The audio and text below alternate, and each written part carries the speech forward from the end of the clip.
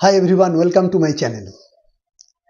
নির্বাচন কমিশনের ঘোষিত কর্মসূচি অনুযায়ী আজকে 16ই ডিসেম্বর খসড়া ভোটার তালিকা প্রকাশিত হয়েছে এবং এই খসড়া ভোটার তালিকা আপনারা নিজেদের মোবাইল দিয়ে দেখে নিতে পারেন।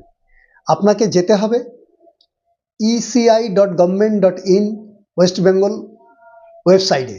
সেখানে ক্লিক করলে প্রথমে হচ্ছে ওই এসআইআর ইলেকট্রাল রোল বলে একটা অপশান আসবে, সেখানে ক্লিক করবেন। করার পরে তারপরে সার্চ অপশানটা আসবে, সেখানে প্রথমে কোন ল্যাঙ্গুয়েজে আপনি সার্চ করতে চাচ্ছেন ল্যাঙ্গুয়েজকে ক্লিক করবেন।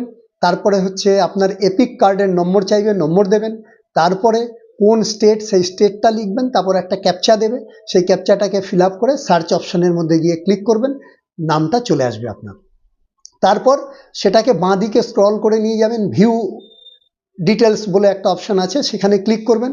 করার পরে পুরোটা খুলে গেল এবং তারপর ওটাকে উপরের দিকে স্ক্রল করবেন, করার পরে নিচে দেখবেন প্রিন্ট অপশান আছে, সেই অপশানের মধ্যে ক্লিক করলেই ওটা অটোমেটিক্যালি ডাউনলোড হয়ে যাবে। ডাউনলোড হয়ে গিয়ে আপনার ডকুমেন্টে গিয়ে সেটা রিজার্ভ হয়ে যাবে।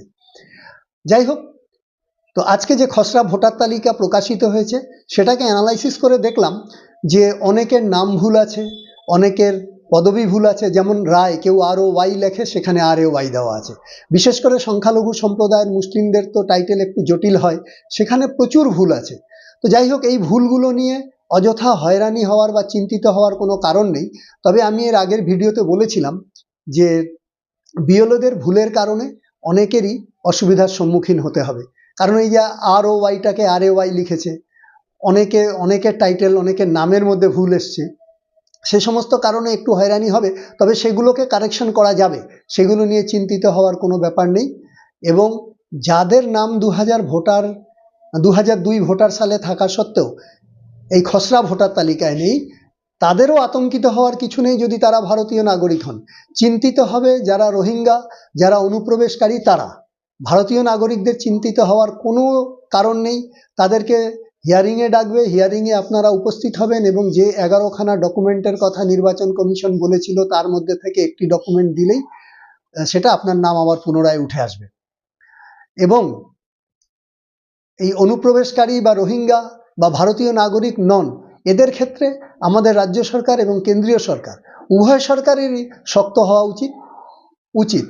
কারণ ভোটাধিকার হচ্ছে মানুষের সর্বোচ্চ অধিকার।